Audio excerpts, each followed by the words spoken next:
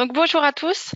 Merci d'être présents à ce webinaire sur la validation dématérialisée des systèmes informatisés. Moi, je suis Aurélie Deriveau, je suis responsable du pôle qualité chez ADN. L'année prochaine, ça fera 10 ans que je travaille pour ADN. Donc voilà. Philippe Baron, je suis le fondateur d'ADN et l'année prochaine, ça fera 30 ans. Et on va donner la parole à Aurélie. Voilà. Ok, merci Philippe. Donc le déroulement de cette présentation sera découpé en 3 grands points. Donc d'abord, on fera une introduction sur le contexte. On vous présentera les outils qu'on utilise nous chez ADN et à quoi va s'appliquer tout ce qu'on va présenter par la suite. Ensuite, on va reprendre un petit peu le besoin, ce que l'industrie attend quand elle va dématérialiser la validation des systèmes informatisés, et on va essayer de répondre à ça en montrant comment les outils qu'on utilise chez ADN et l'intégration qu'on a faite peut répondre à ces besoins-là. Et comme vous l'a dit Philippe, on essayera de ponctuer cette présentation de petits extraits de la seconde édition du GAMP 5, voilà, pour appuyer nos propos. Alors tout d'abord, quand on parle de validation dématérialisée, pour nous, c'est vraiment un changement de paradigme. C'est-à-dire qu'avant, on était sur une qualification papier qui était basée sur de la documentation. Donc on avait un document d'URS, un document d'EFS. Et que maintenant, quand on va passer sur de la qualification sans papier, ça va être vraiment une qualification qui sera basée sur la donnée. Donc là, je vous ai remis un extrait de la seconde édition du GAMP 5 qui vraiment nous dit que quand ils font référence à de la documentation ou des livrables, ça ne doit pas vraiment être interprété comme des documents traditionnels, comme on l'entend souvent, Word, Excel, peu importe, mais que si on maintient des enregistrements et des informations dans un outil, c'est quelque chose qui est tout à fait satisfaisant et qui est même encouragé. Là, pareil, dans l'appendice M9, il y a une section qui parle de la documentation. Et là, pareil, et il nous explique qu'il y a un certain nombre d'informations qui ne pourront plus exister sous format traditionnel papier comme on l'entend, et que beaucoup d'informations vont être hébergées dans des nouveaux outils, et ça notamment c'est lié aux nouvelles approches de développement logiciel. Donc par contre, quand on parle de qualification papier et donc de qualification basée sur la donnée, ça veut dire que derrière, il nous faut un certain nombre d'outillages et des outils qui nous permettent de gérer ces données. Donc nous, ce qu'on vous propose, enfin ce qu'on utilise chez ADN, c'est l'écosystème Atlassian. Donc c'est tout plein d'outils qui vont permettre de gérer les différentes étapes de la validation. Donc on verra plus loin dans la présentation les différents aspects de ces outils et comment nous on va les intégrer ou les utiliser pour pouvoir les utiliser dans le cadre d'une validation dématérialisée. Alors juste par exemple pour revenir, voilà, bon X-Ray, peut-être qu'il y a pas nombre d'entre vous qui connaissent la gestion des risques avec avec Soft Comply. C'est peut-être un peu plus connu des gens du dispositif médical. Et surtout, il y a d'autres outils, là, notamment comme Big Gantt, qui permettent d'intégrer vraiment de la gestion de projet avec un Gantt. Ça permet un peu d'avoir, je dirais, l'alliance à la fois d'une gestion en mode agile et puis en même temps une dimension temporelle qu'il est quand même important d'avoir sur les projets, quoi. Alors la présentation qui va suivre, à quoi elle peut s'appliquer? Donc elle s'applique aussi bien aux entreprises du dispositif médical qu'aux industries pharmaceutiques. Ce que je vais vous présenter par la suite, c'est applicable à la validation des systèmes informatisés utilisés dans le cadre d'activités réglementées. Et ça va s'appliquer quelles que soient les démarches de validation, les méthodologies de validation que vous utilisez, que ce soit la méthode traditionnelle du cycle en V ou des méthodes plus agiles. Donc là, nous, on s'est reposé la question de savoir, quand on va dématérialiser notre validation, qu'est-ce que l'industrie va attendre de cette dématérialisation? Alors, dans un premier temps, ça va faciliter le travail collaboratif, puisque toutes les données seront hébergées dans un système donc facilement accessible à tous. Donc là, dans les contextes de télétravail, forcément, ça facilite nettement les échanges entre les collaborateurs. Ça va permettre de garantir on va devoir garantir la traçabilité. Ça va devoir permettre de gagner du temps en routine, garantir l'intégrité des données. Bien sûr, si on enregistre toutes nos données de validation sous forme de données, on devra en garantir l'intégrité. Maîtriser les responsabilités et les autorisations, ça veut dire que n'importe qui ne va pas pouvoir faire n'importe quoi et ne va pas pouvoir avoir accès à n'importe quelle donnée dans notre système. On verra plus tard qu'on a des workflows maîtrisés, ce pour permettre de mettre en place des process reproductibles. Et bien sûr, il faudra que ces outils nous permettent de générer toutes les preuves qui seront nécessaires lors d'un audit ou d'une inspection.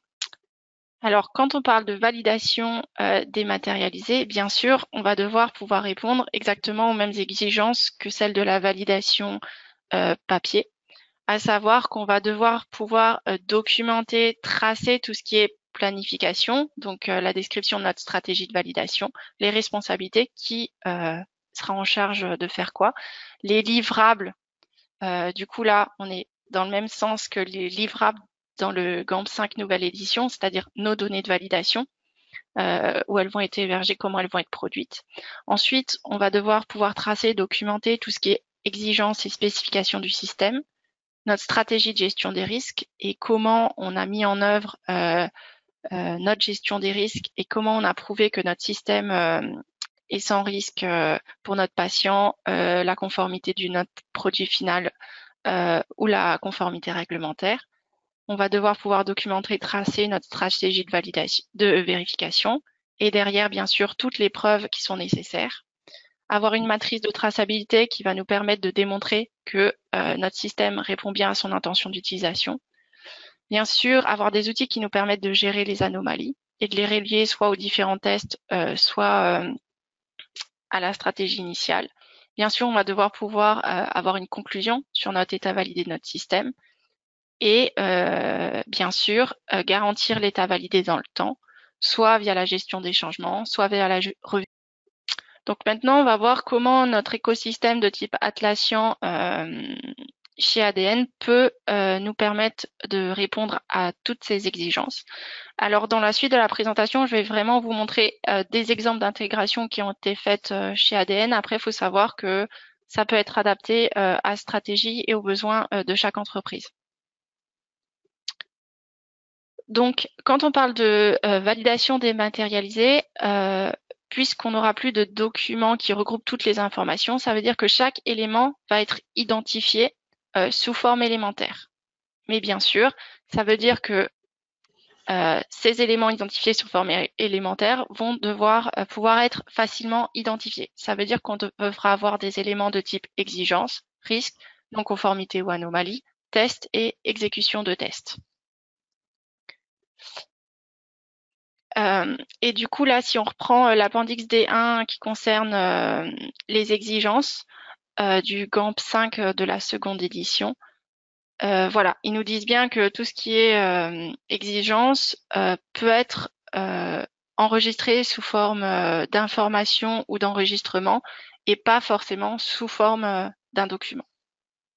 Donc là, c'est bien ce qu'on va faire, c'est chaque élément, donc chaque URS, chaque FS et chaque risque. Alors là, peu importe, on va le découper aussi au niveau du test, au niveau de l'exécution, va être enregistré sous forme unitaire. Donc là où dans la validation initiale, sous forme de document, on avait un document qui regroupait tous les URS, un document qui regroupait tous les FS et notre analyse de risque qui regroupait les risques sur chacun de ces éléments, maintenant on va être découpé sous forme unitaire.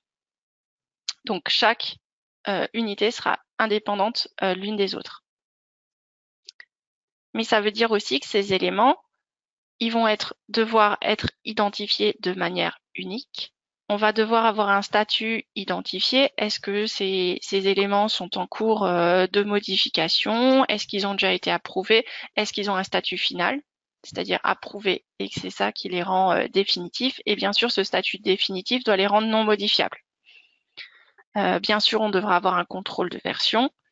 On devra pouvoir lier ces éléments à une version du système. Et bien sûr, quand on parle de version et de statut, on devra avoir un historique de changement qui est tenu à jour. Donc ça veut dire que là où avant on avait une version de notre document URS et que même si on modifiait une seule URS, on avait une version numéro 2 du document URS, là chacun de nos éléments aura son propre workflow et pourra être modifié de façon unitaire. C'est-à-dire que s'il y a une seule URS qui est modifiée, seule cette URS aura une incrémentation de version et on ne touchera pas aux autres. Et ça veut dire aussi que seule cette nouvelle URS devrait être approuvée. Donc là, je vous montre un exemple de vue Kanban pour un projet sur laquelle on a filtré uniquement sur les URS. Donc là, on voit toutes les URS qui sont liées à notre projet. On voit celles qui sont en statut draft et celles qui sont en statut approuvé.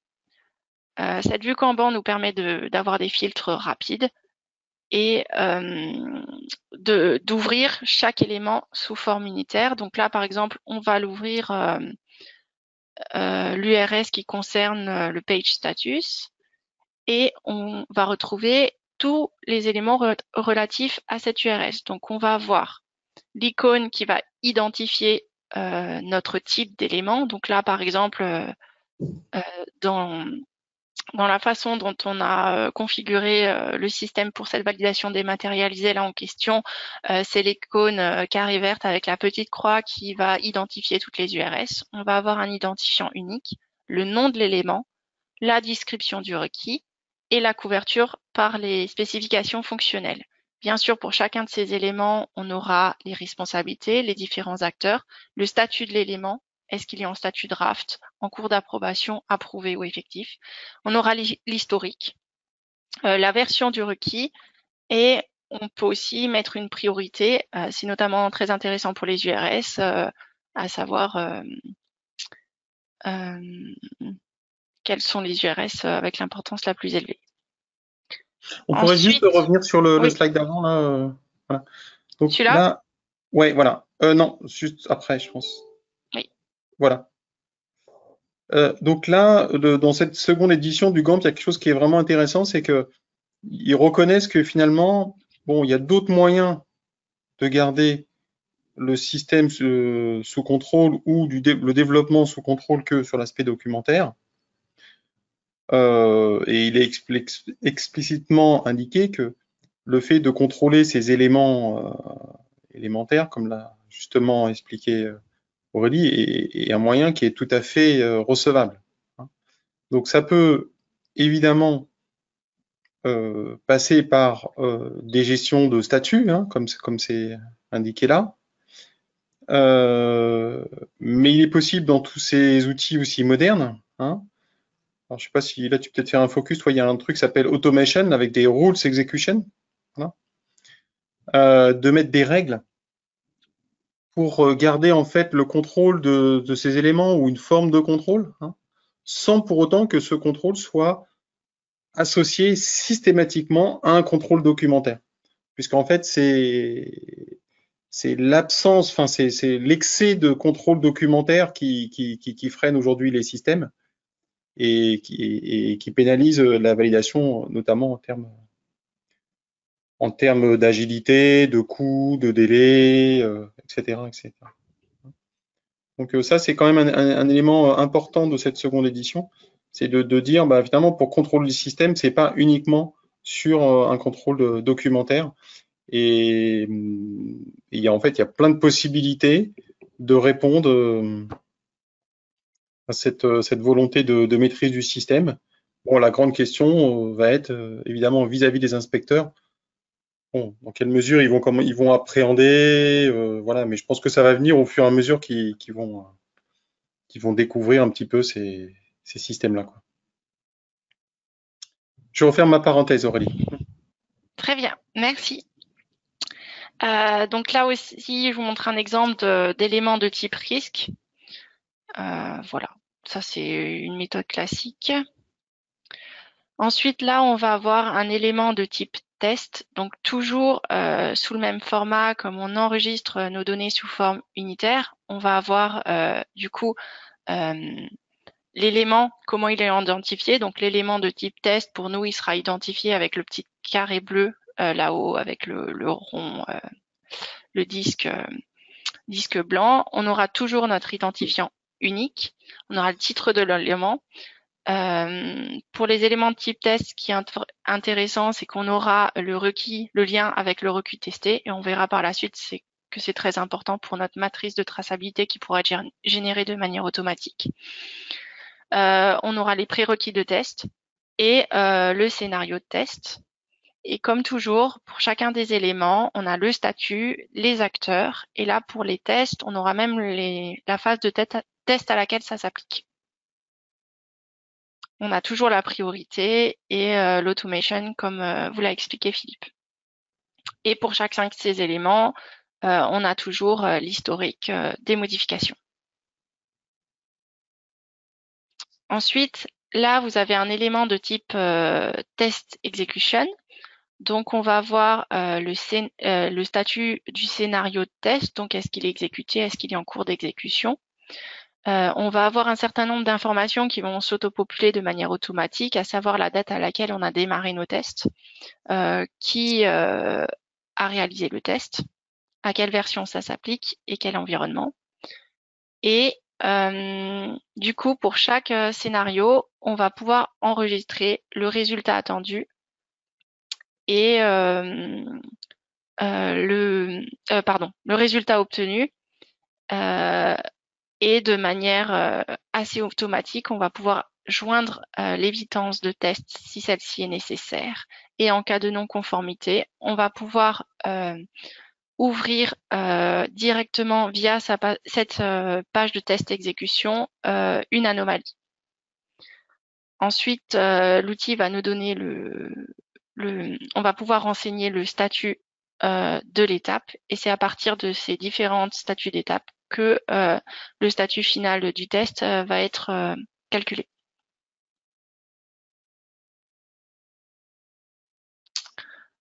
Donc là, on voit tout ce qui a trait à la gestion des anomalies qui est liée à l'exécution des tests. Donc on voit qu'il est très facile avec ce type d'outil d'ouvrir des anomalies et de joindre des preuves de test via des copies d'écran.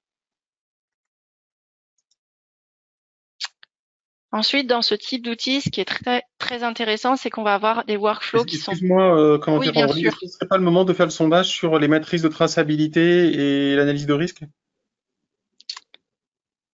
Vous pouvez, mais j'ai une section sur la matrice de traçabilité. Mais Et sur l'analyse de là, risque, on a passé? oui, l'analyse de risque, on l'a passé. On peut peut-être faire le truc sur l'analyse de risque?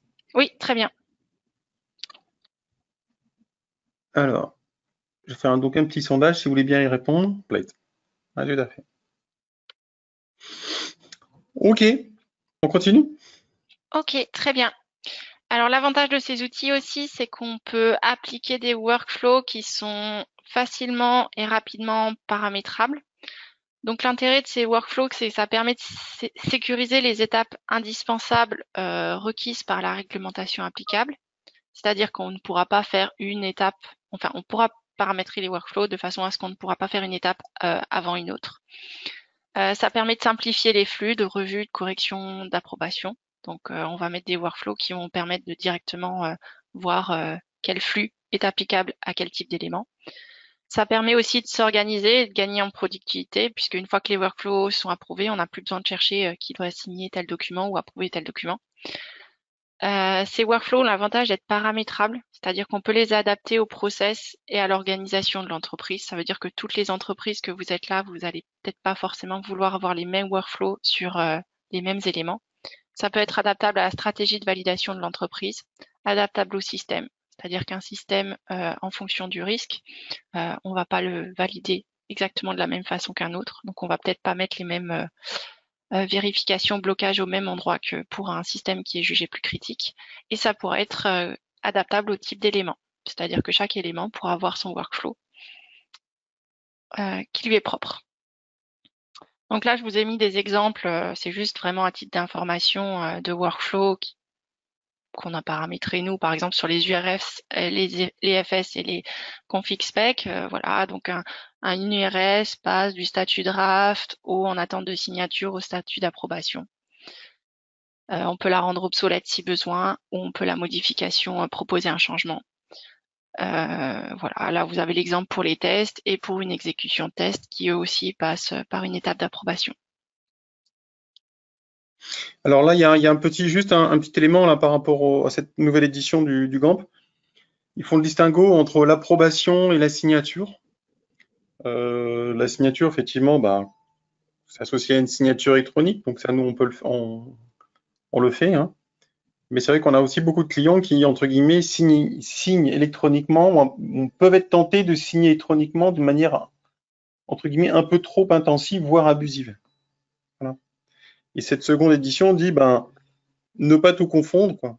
Si vous jouez sur les statuts pour contrôler vos éléments, vous n'êtes pas forcément obligé de signer électroniquement tout le temps. Voilà. Hein, bon, alors ça, ils le disent, c'est surtout vrai pour les gens de la pharma. Hein. Pour le dispositif médical, c'est un peu plus délicat, puisque voilà, on travaille sur le produit à proprement parler, donc on est en lien direct avec l'enregistrement, alors que sur la pharma, on est plutôt en lien indirect. Mais ce qui compte, c'est d'avoir la possibilité de jouer sur les deux fonctionnalités. Donc ça, c'est quand même un élément nouveau qu'apporte cette nouvelle édition pour faciliter l'adoption de ce type d'outil. Alors par contre, j'ai une question. On fait comment pour signer un document quand on n'a pas l'option signature dans l'outil? Ah bah oui, là vous êtes embêté. Oui. Effectivement.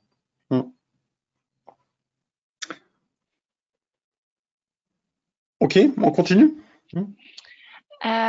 Ensuite, quand on parle de validation, le but, c'est quand même de démontrer que notre outil répond à son intention d'utilisation. Donc, on va faire une matrice de traçabilité. Donc, ça veut dire que notre outil va devoir nous permettre de faire la traçabilité entre les différents éléments pour pouvoir prouver que toutes nos exigences ont été satisfaites et qu'elles ont été couvertes par des tests. Là, l'avantage de ces outils, c'est qu'on peut adapter notre traçabilité au risque, à la complexité du système et vraiment voilà, l'adapter aux besoins. Et là, je vous ai repris un extrait du GAMP 5, encore une fois, la seconde édition. Donc, dans l'appendice M5 qui traite de la matrice de traçabilité, ils ont justement dans la section changement de la première édition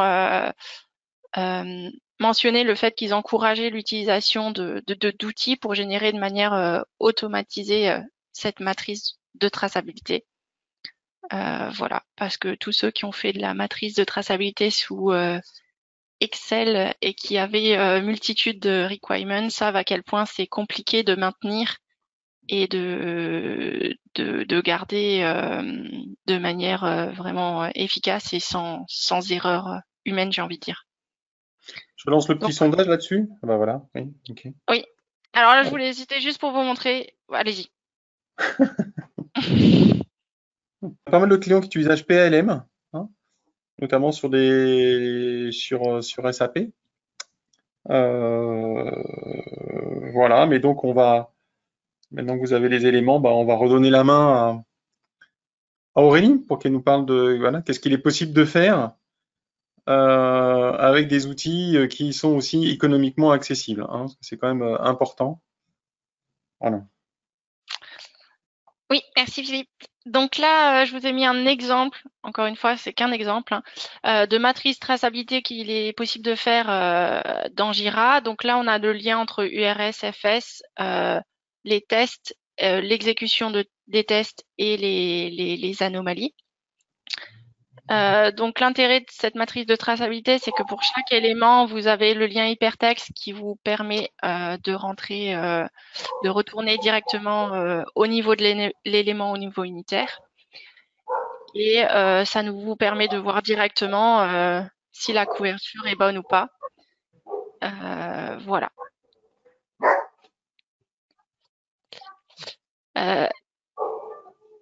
je vous le disais, quand on parle de validation dématérialisée, chaque donnée va être enregistrée, en tout cas pour nous, la façon dont on le fait, va être enregistrée sous forme unitaire. Ça veut dire qu'à un moment, il va falloir qu'on puisse retrouver nos informations et donc appliquer des filtres et faire des requêtes. Donc ça, dans Jira, c'est quelque chose qu'il est tout à fait possible de faire. Donc, il y a des outils de recherche qui vous permettent soit de rechercher toutes les URS applicables à une version spécifique, savoir toutes les, par exemple, FS qui sont dans un état approuvé, etc. Donc, c'est quelque chose qui est vraiment facilement réalisable. Donc là, on vous a mis un exemple de requête qui a été fait sur les bugs. Donc là, on a tous les bugs qui ont touché la version 0.1. Et donc, ça vous donne un rapport qui vous permet d'avoir facilement, de réaccéder facilement à toutes les informations.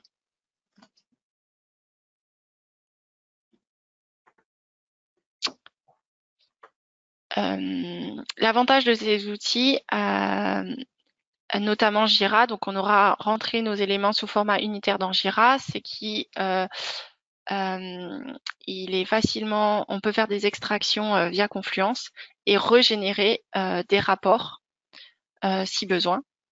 Donc des exports qui vont être imprimables si on en a besoin.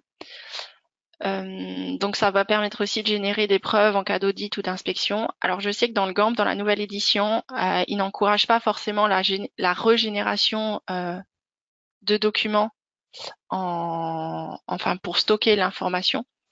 Mais voilà, en tout cas, c'est quelque chose qui est tout à fait possible de faire avec les outils Atlassian. Et donc, dans le cadre pour les gens du dispositif médical, notamment pour les dossiers techniques, il faut bien constituer les documents à ce jour aujourd'hui. Donc, c'est quand même intéressant d'avoir ce lien entre Jira et Confluence et donc de la possibilité quand même de générer les documents.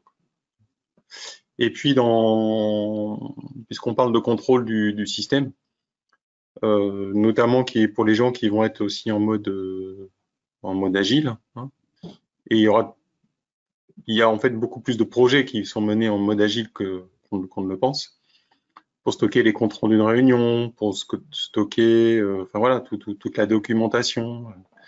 Voilà, c'est intéressant d'avoir tout sous forme de page wiki, je dirais, intégré à Confluence, ce qui est quand même aussi, en termes d'accès à distance, très intéressant. Et puis au-delà de ça, en termes de performance pour accéder à l'information ou à l'indexation, c'est quand même assez puissant ce qu'on a avec Confluence. Hein. Exactement. Et du coup, là, je parlais plus des Alors, livrables validation. Sûrement. Pourquoi le GAMP 5 ne favorise pas l'extraction des données en document?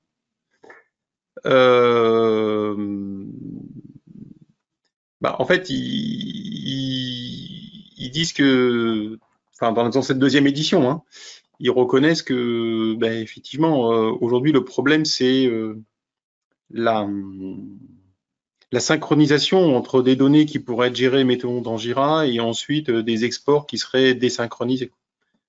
Et en fait, il y a des tas d'outils de ce type-là. Il y a des tas d'outils qui font, pour éviter ce problème de désynchronisation, en fait, finalement, il vaut mieux se reposer sur l'information qui reste dans les outils. Voilà.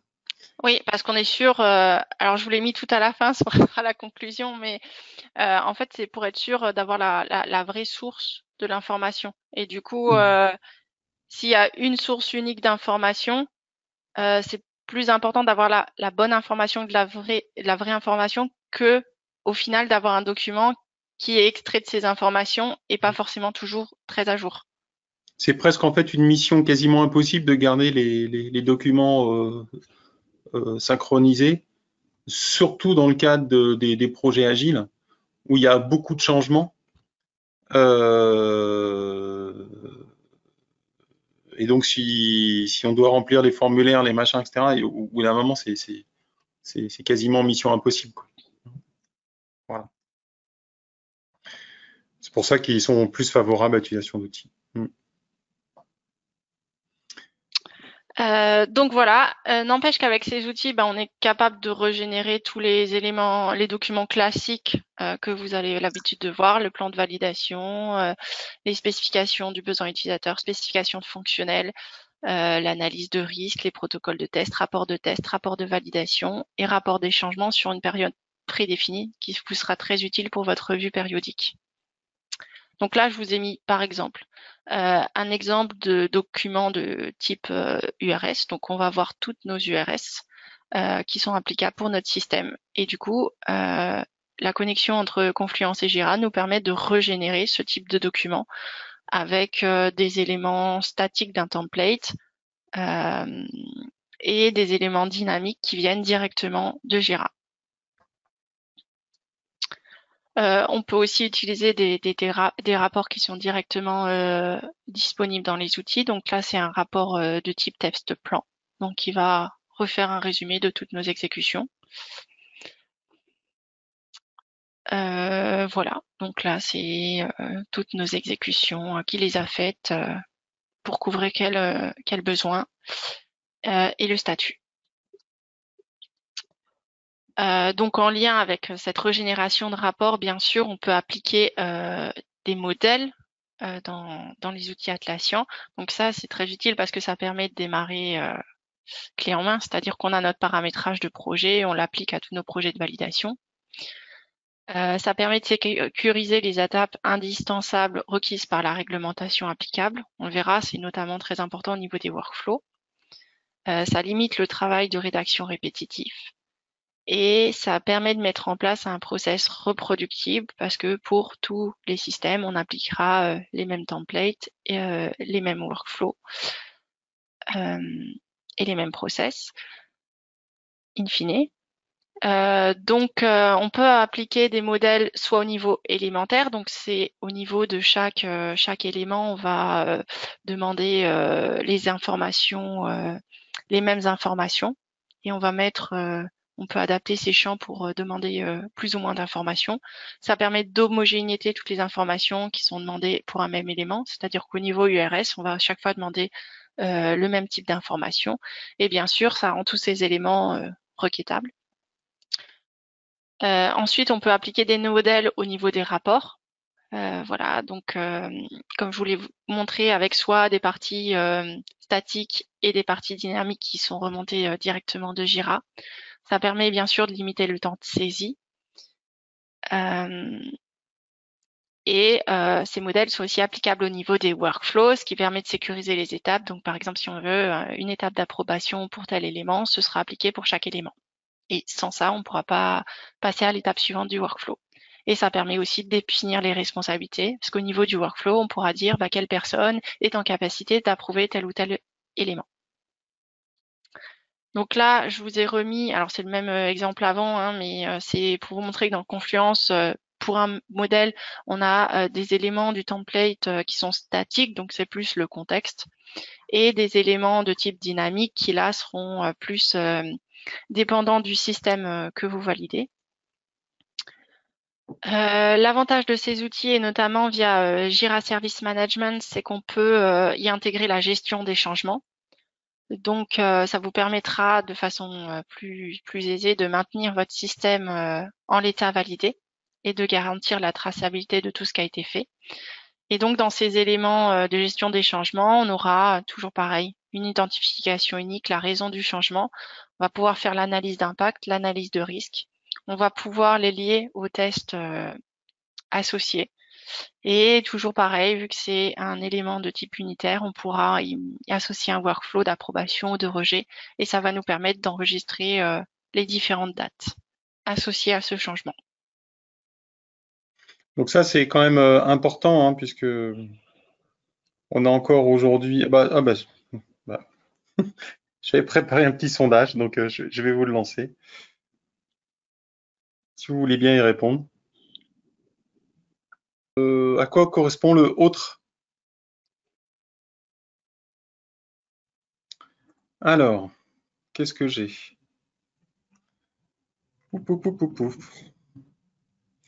ServiceNow, évidemment. Ok, quoi d'autre? dans le autre, ServiceNow. Ouais, bon, c'est la même entité, donc ça paraît cohérent. Après, j'ai un système interne. OK. Est-ce qu'il y a d'autres personnes dans les autres que ServiceNow? OK. Bon, très bien. Un QMS développé en interne. OK. Voilà. Très bien. Donc oui, ServiceNow, c'est effectivement une bonne idée, hein, pour gérer les changements. En fait, Jira Service Management, c'est l'équivalent de ServiceNow et Atlassian. Et l'intérêt de JSM pour les spécialistes, hein, Jira Service Management, c'est que ça va être connecté automatiquement à Jira. Donc forcément, quand vous faites une demande, vous pouvez l'allier directement à un élément du projet et vous pouvez voir directement. C'est ça le principal avantage, c'est pour ça que nous, on est sur Jira Service Management. Et l'autre élément, pourquoi nous, on est plutôt sur Jira Service Management, donc effectivement, il y a les changes, donc on peut faire aussi les incidents, les problèmes, pour les gens qui aujourd'hui seraient encore tout en papier. Hein. Et l'autre élément, c'est pour les gens qui veulent faire du centre de service, puisque là, il y a la possibilité d'avoir le catalogue de services, je dirais, sous JSM, et ensuite de faire les liens avec, par exemple, des demandes de validation qui seraient réalisées dans un environnement Jira Confluence. En tout cas, voilà, c'est l'offre de service ADN actuellement. Voilà, si les entreprises qui veulent monter des centres de service, nous, on les monte avec cette infrastructure-là, Atlassian. Voilà. Je te laisse continuer. Très bien, merci. Alors bien sûr, comme tout système, on va devoir pouvoir limiter l'accès et les actions aux seules personnes autorisées. Donc dans ces outils-là, on a possibilité de gérer les responsabilités, gérer les accès.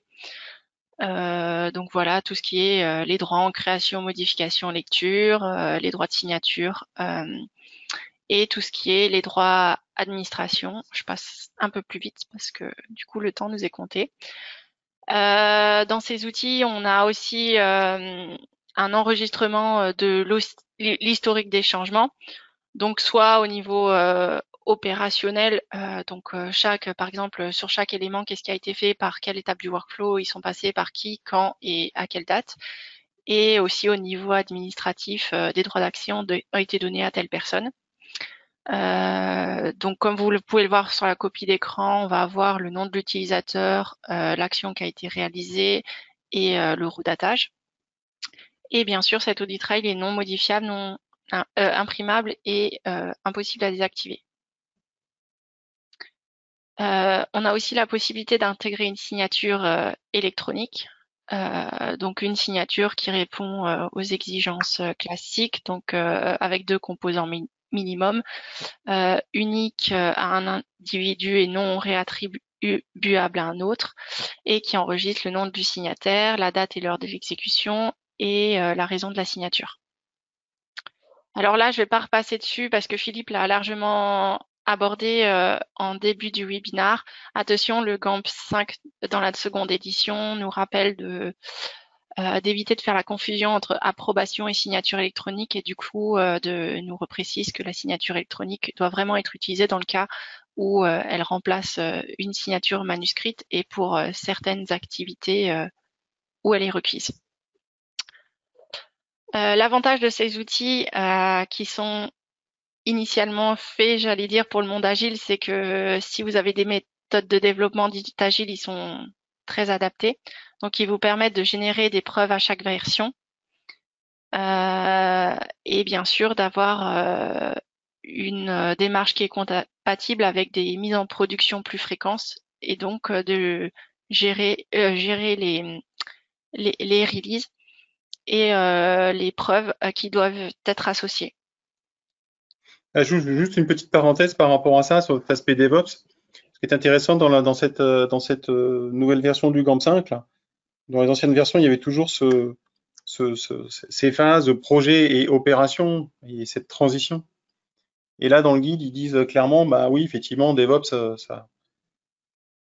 ça adresse quand même bien cette problématique de transition entre la phase projet et la phase opérationnelle, qui n'était pas toujours évidente à gérer avec voilà, jusqu'à présent avec comment dire le cycle en V. Donc là, on voit que dans cette enfin, voilà l'agilité, le DevOps, voilà, ils font partie intégrante maintenant des recommandations en termes de validation de systèmes informatisés. Ce qui n'était pas le cas, voilà, ça ne faisait pas partie du vocabulaire dans la version précédente du GAMP. Donc ça, c'est quand même une avancée significative. Voilà. Donc il ne faut plus en avoir peur, il ne faut plus dire ah bah non, ça c'est pas possible, c'est pas marqué dans le GAMP.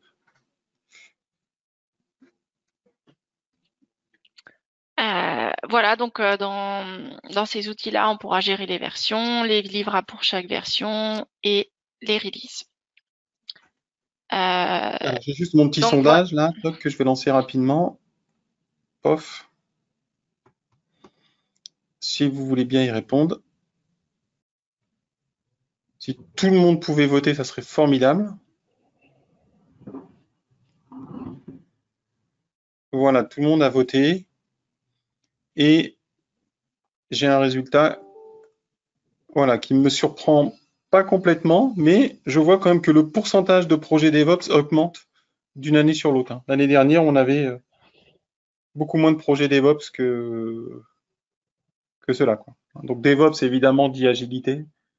Et donc, qui dit agilité dit outils, dit dématérialisation. Et là, avec le GAMP, cette version du GAMP, là, il y a quand même pas mal d'outils pour conjuguer DevOps et validation.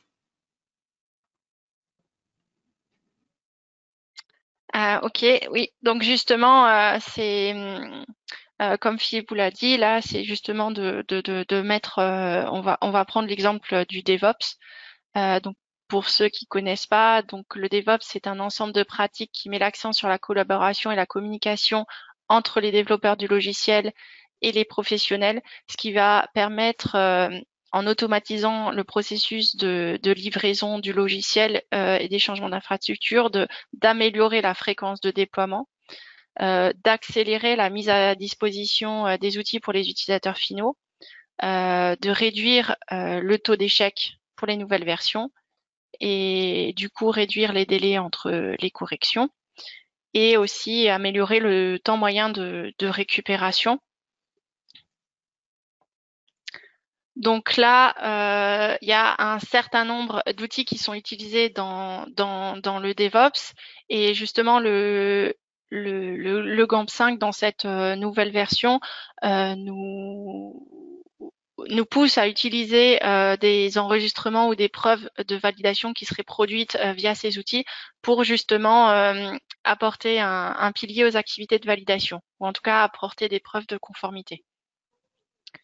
Donc là, quand on parle de DevOps, forcément, ça fait sens d'automatiser un certain nombre d'activités, notamment tout ce qui est automatisation des tests, qui permet de diminuer les ressources, avoir un gain de temps à long terme, donc de réduire les cycles de tests, et à long terme, avoir un coût, réduire les coûts à long terme. C'est-à-dire qu'on estime qu'un test automatisé va être rentable au bout de 5 exécutions. Ça va permettre plus de release annuelles et bien sûr, c'est vraiment cette automatisation qui va être la plus adaptée au DevOps. Et l'outil du coup qui va être utilisé doit être capable de générer des enregistrements et des preuves d'exécution qui vont du coup pouvoir être utilisés dans le cadre de la validation. Donc là, le but des tests automatisés, c'est vraiment de les intégrer aux chaînes DevOps et d'avoir une remontée de résultats de tests avec des logs et des preuves de test qui pourront être utilisées dans le cadre de nos activités de validation. Donc, comme le prône le GAMP, ne pas refaire des activités en doublon. Donc là, on a tout un certain nombre d'outils qui aident à l'automatisation des tests. On va avoir X-Ray, Concomber, Selenium. Et on voit comment dire, chez pas mal de fournisseurs, hein, des initiatives dans ce sens-là, où ils essayent de monter des batteries de tests automatisés. Hein. C'est pour les fournisseurs mettons, de RP. Et évidemment, pour le dispositif médical, pour ce qui est du produit, bon, ça on en a de toute façon pour les tests unitaires. Et pour les tests fonctionnels, on voit que c'est en train de se mettre en œuvre. Hein. Et ça va changer aussi le métier de la validation, puisque je pense que très probablement la manière dont on écrit les tests va évoluer, quoi.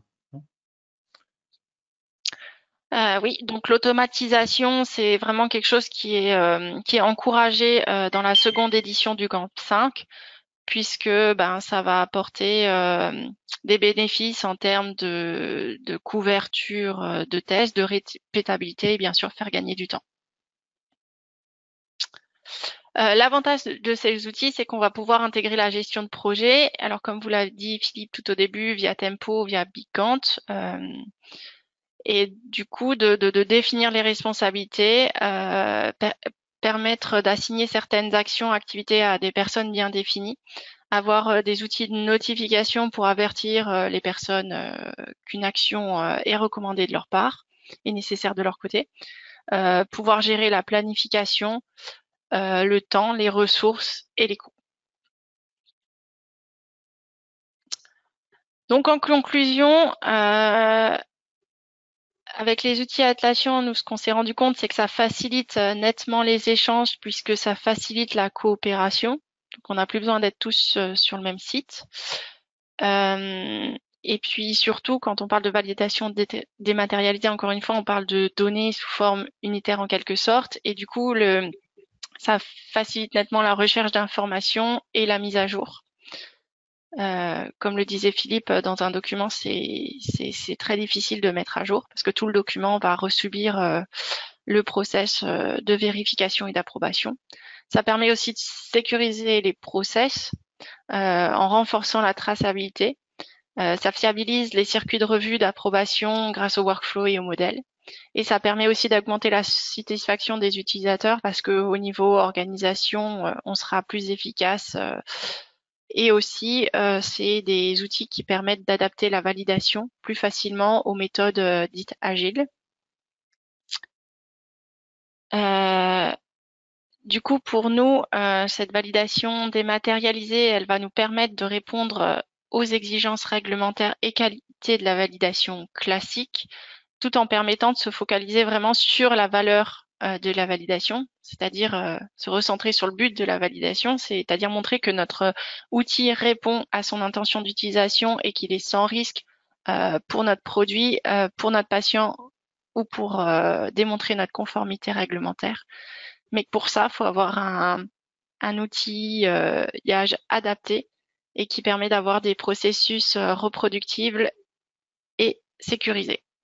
Donc là, j'ai repris une phrase, c'est celle dont je vous parlais tout à l'heure, du guide pour l'innovation qui a été publié par l'ISPE GAMP, qui dit que avoir une source unique de vérité est plus importante que le besoin perçu d'un document traditionnel.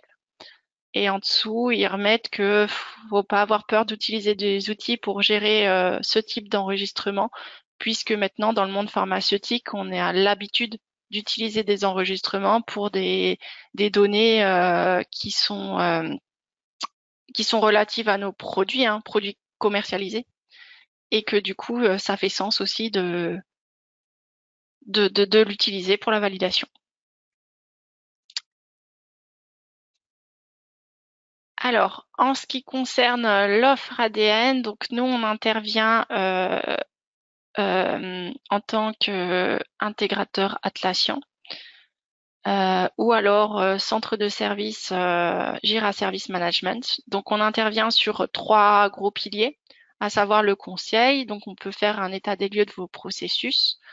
On peut faire des audits de configuration ou tout autre audit qui soit GXP, agile ou alors là c'est un peu hors scope, mais je l'ai remis 62304. Donc si vous êtes producteur de dispositifs médicaux, on sait aussi intervenir sur la validation du dispositif médical final. Tout ce qui est la gestion des tests via X-Ray, tout ce qui est gestion du DevOps et validation continue. On intervient aussi en tant qu'intégrateur.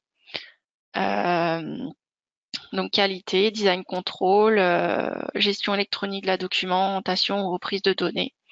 Et on est aussi en mesure de faire des formations soit pour les utilisateurs de Jira, utilisateurs de Confluence, ou sur l'administration Jira Confluence. Merci beaucoup pour votre attention.